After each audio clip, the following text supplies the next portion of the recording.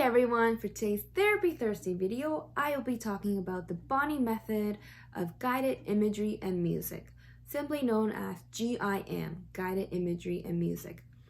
Now, to become a qualified GIM therapist, there are a number of levels to take, and it takes a number of years to complete as well. And I did the first level 1 back in 2017. It was a while ago, and I know a couple of my colleagues who have ventured on further with the levels and working towards becoming a fully qualified GIM fellow. So this guided imagery and music, it's all about using pre-recorded Western music. So the client listens to the music with their eyes closed, usually laying down quite relaxed, and the therapist guides them through the music listening. And the whole idea of this really is to put the client into an altered state of consciousness, and that helps to realize some of the underlying issues or just profound things that comes up during the session. And a GIM session are like 2 hours long, if not longer. It's quite intense therapy. So this has 4 parts, and I'm going to be referencing from my handy dandy music therapy handbook by Barbara Wheeler.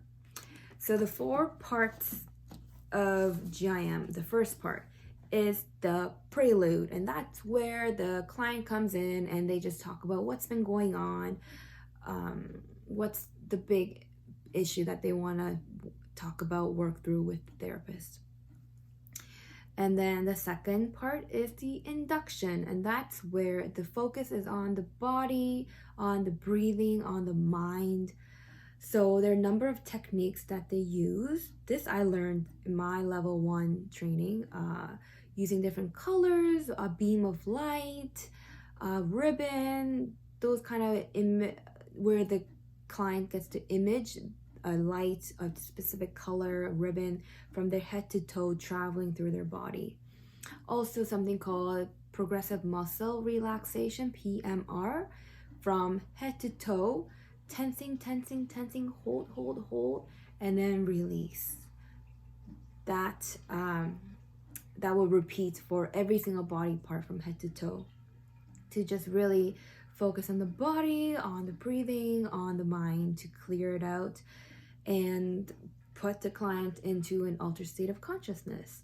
And now in this approach, they also reference therapist and client more like guide and traveler, where the guide is help and traveling along with the client. So they're both travelers, and the therapist just guiding them along. So I really like that, how they reframe that by calling it guide and therapist. And then the third part is the big one. It's the music. So that's where they will listen to, again, pre-recorded Western music. And now this kind of got me thinking, in light of what's been going on around the world, how GIM is Western music centered, focused. So that's just something to think about, I guess, how they listen to mostly Western music, classical music. Anyways, that's a whole nother topic. So the third part of GIM is listening to the music, and that's where the guide, they engage in a lot of verbal psychotherapy, because the client is laying down with their eyes closed, listening to the classical music and talking about what they see, what they feel, what they're hearing, and lots of things unfold within their story of what they're going through in that music. And then finally is the postlude, where they just talk about what happened in that journey, in that musical journey. So some snippet of the classical music that they will listen to are like different symphonies, operas, Bach's Pachelbel, stuff like that. Pretty famous classical Western music. And now each part takes about like half an hour or so. So then the whole total session lasts about 2 hours, if not longer. So that is just a little snippet of what GIM is.